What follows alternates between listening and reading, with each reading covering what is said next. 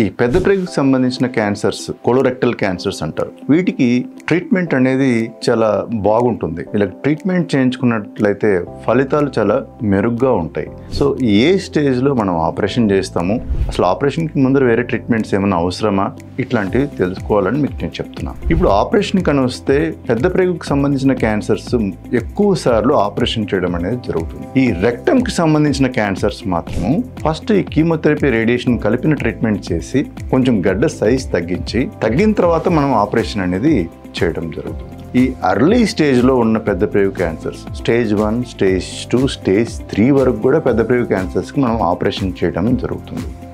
4వ స్టేజ్లో ఉన్న క్యాన్సర్స్కి కీమోథెరపీ చేయడం జరుగుతుంది. ఈ రెక్టల్ క్యాన్సర్స్లో అయితే ఫస్ట్ కీమోథెరపీ రేడియేషన్ ట్రీట్మెంట్ కలిపిన ట్రీట్మెంట్ చేసిన తర్వాత ఆపరేషన్ వాళ్ళకి సజెస్ట్ చేయడం జరుగుతుంది. ఈ ఆపరేషన్ అనేది వివిధ పద్ధతుల్లో ఎలాగో చేస్తాము. రోబోటిక్ టెక్నాలజీ ద్వారా చేసినట్లయితే వీళ్ళకి ఆపరేషన్ అయిన తర్వాత నొప్పి లేకుండా త్వరగా పనులు చేసుకొని యాక్టివ్గా ఉండి ఆఫీసెస్కి అటెండ్ కావడం అనేది జరుగుతుంది.